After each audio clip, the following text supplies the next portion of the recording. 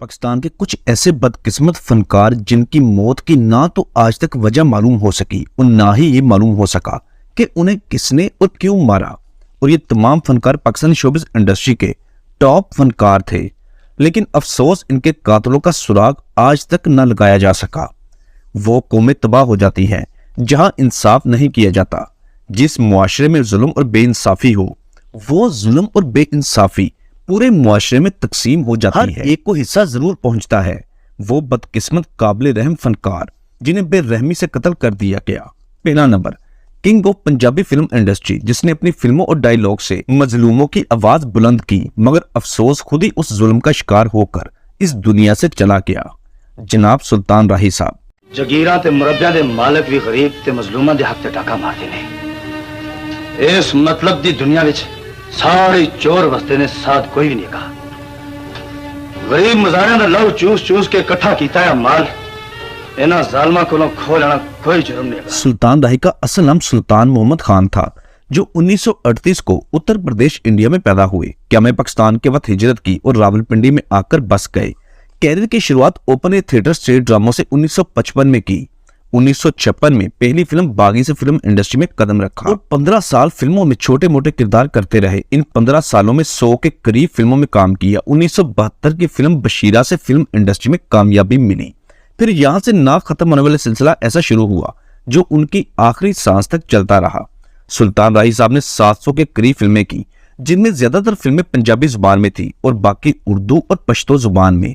Film Maula Jatt ने सुल्तान राही को बामे अरूज पर पहुंचाया। किस्मत की देवी जब सुल्तान राही पर मेहरबा हुई तो सुल्तान राही ने भी गरीबों के लिए अपने खजाने खोल दिए। बीमार, कमजोर, यतीम और बेसहारों को सहारा दिया। मस्जिदों की तामीर करवाई। हर स्टूडियो में एक छोटी सी मस्जिद आबाद करवाई। बहुत सारे गरीब और यतीम खानदानों की कफालत की जिम्मेदारी उठा ली। 1 से ज़ायद बार हज की सादत भी हासिल की।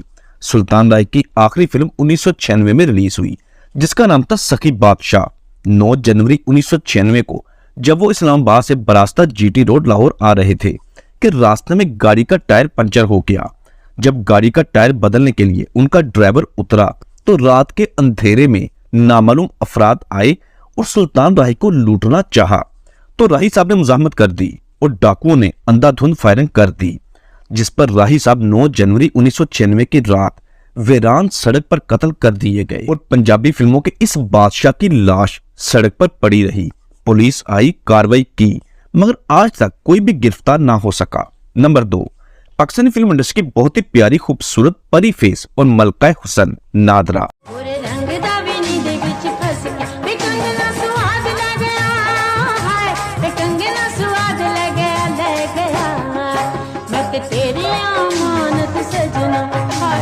नादरा का असल नाम मलका फराह, जिसका ताल्लुक लाहौर के मशहूर इलाके से था। हदायतकार यूनुस मलिक साहब ने नादरा को मुतारिफ करवाया। पहली फिल्म निशान 1986 में रिलीज हुई। नादरा 80 की दहाई की सबसे खूबसूरत और बेहतरीन अदाकारा साबित हुई। फिल्म आखिरी जंग से कामयाबी मिली। 1991 की फिल्म वतन के रखवाले सुपरहिट हुई। बहुत कम वक्त में बेपनाह शोहरत और कामयाबी समेटी। नादरा की आखिरी फिल्म लैला, जो 1994 में रिलीज हुई, एक बेहतरीन और कामयाब अदाकारा होने के साथ साथ बहुत ही दर्दे दिल रखने वाली इंसान। नादरा के मुतालिक मशहूर था कि वो गरीबों, मुहताजों और यतीमों की बहुत मदद किया करती थी। बहुत ही कम अरसे में दर्जनों फिल्में करने के साथ साथ नादरा ने 1992 में पसंद की शादी भी कर ली। एजाज हुसैन नामी लड़के से पसंद की शादी हुई। शादी के कुछ ही अरसे बाद दोनों के बीच इख्तलाफात जन्म लेना शुरू हो गए। दोनों के 2 बच्चे भी हुए, जिनमें एक बेटा और एक बेटी, मगर दोनों के दरमियान लड़ाई झगड़े होते रहे। 6 अगस्त 1995 के रात नादरा अपने शौहर और वालदा के हमरा लाहौर गुलबर्ग लिबर्टी मार्केट से खाना खाकर अपनी गाड़ी पर जा रही थी। गाड़ी नादरा का शौहर एजाज ड्राइव कर रहा था, जबकि बच्चे और वालदा पीछे बैठे थे और नादरा आगे। बारिश की वजह से गाड़ी की स्पीड भी काफी स्लो थी। नामालूम अफराद मोटरसाइकिल पर आए और नादरा पर फायर कर दिए, जबकि 3 फायर नादरा को लग गए और वो मौके पर जान बहक हो गई। हैरानकुन तौर पर उस गाड़ी में मौजूद किसी भी दीगर इंसान को कोई खराश तक न आई। यूं 6 अगस्त 1995 की रात नादरा की जिंदगी का भी इख्तिताम कर दिया गया और नादरा के कातलों का भी आज तक किसी को मालूम ना हो सका। नंबर 3, पश्तो फिल्मी एक्ट्रेस यास्मीन।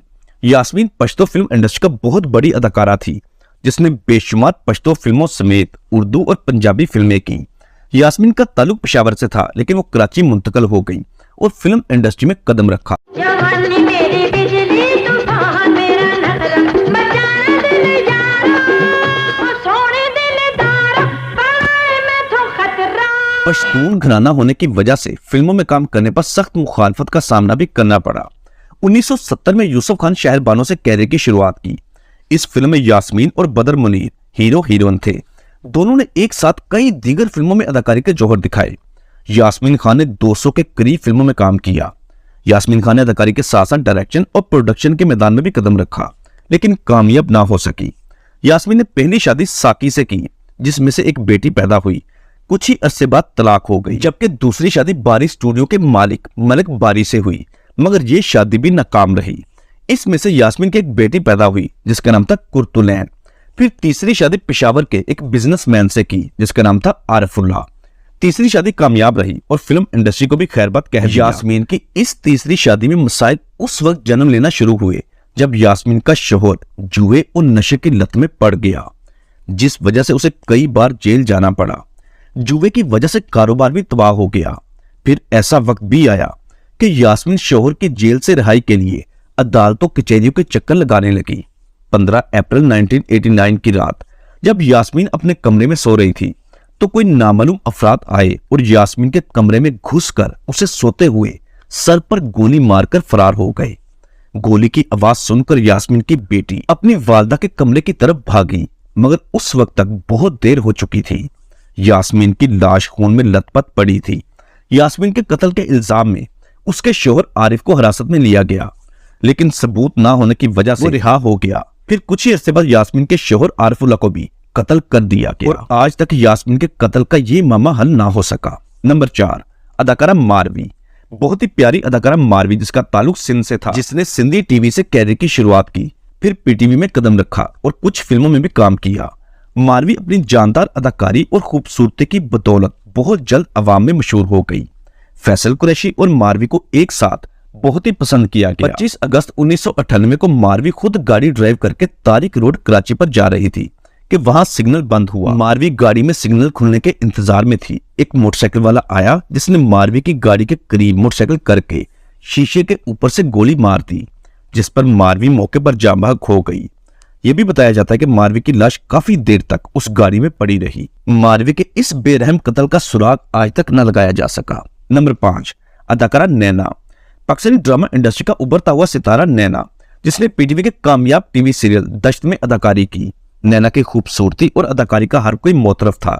नैना का ताल्लुक भी बाज़ारे हुस्न से था, लेकिन नैना की यह खुशकिस्मती है कि वो बतौर रक्कासा नहीं बल्कि बतौर अदाकारा अपने कैरियर की शुरुआत की। दश्त के अलावा ड्रामा सीरियल रेड कार्ड में भी जलवागर हुई। नैना अपनी खूबसूरती और मोटी आंखों की वजह से हर किसी की तवज्जो का मरकज बन जाती। नैना की ये खुशकिस्मती थी कि अपने कैरियर की शुरुआत में ही बहुत बड़े ड्रामे का हिस्सा बन गई।